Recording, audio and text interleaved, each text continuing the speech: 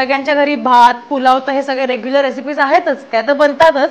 त्याच्याशिवाय तांदूळाचं पीठ हे कसं वापरायचं हे तुम्हाला मी आज दाखवणार आहे.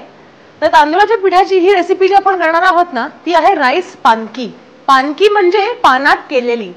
मग त्याच्यासाठी तुम्ही केळ्याची पानं वापरा, हळदीची पानं वापरा किंवा विड्याची पानं वापरा.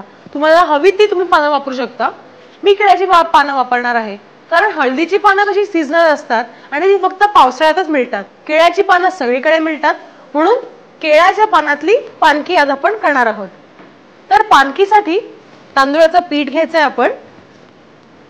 हे चाळलेलं तांदूळाचं पीठ आहे. ते आपण घेतलंय. त्याचबरोबर ह्याच्यामध्ये आपण घालूया चवीपुरतं मीठ,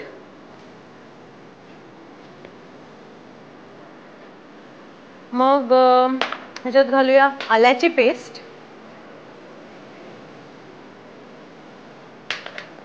तिखट हवं असेल तर थोडी जास्त हिरव्या मिरचीची पेस्ट, थोडीशी जास्त, खायचा सोडा थोडासा, थोडा खायच्या सोड्यानंतर ह्याच्यामध्ये आपण घालूया आंबटपणासाठी दही.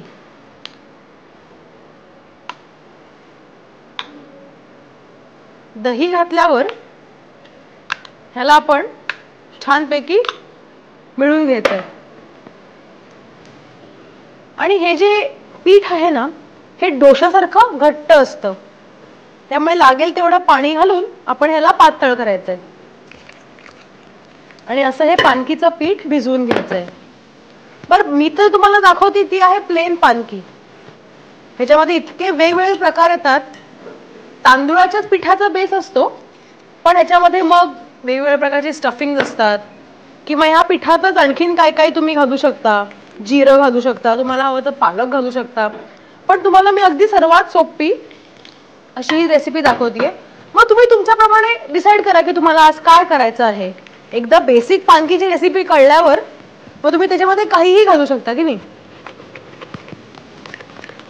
चला, अजून थोडंसं पाणी घालायचंय आपण.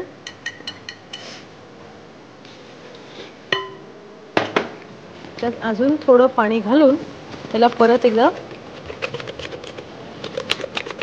मिक्स करायचं. तर हे आपलं पानकीचं पीठ तयार झालं. आणि सुरू करायच्या आधी ह्याची चव बघायची.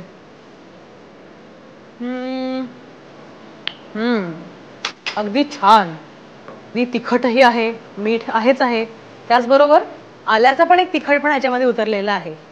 तर सुरुवात करूया पानकीला. त्याच्यात आधी तवा आपण गरम करायचा आहे आणि त्यात थोडंसं तेल घालायचंय. आता ही जी माझ्याकडे केळ्याची पानं आहेत ना ती आपण वापरायची आहेत. तर ती ही अशी लांबट अशी आपण कापून घेतली आहेत. मग त्याचबरोबर ही जी चकाकी बाजू आहे ना त्याच्या उलट्या बाजूला आपण हे लावायचंय. हे असं पीठ घ्यायचं, त्या पानावर ठेवायचं, असं थोडंसं पसरवायचं. हे पसरलं ना की मग ह्याला असं फोल्ड करायचं आणि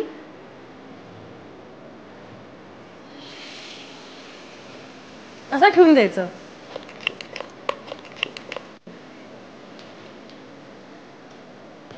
असं करायचं, हे दुमडायचं आणि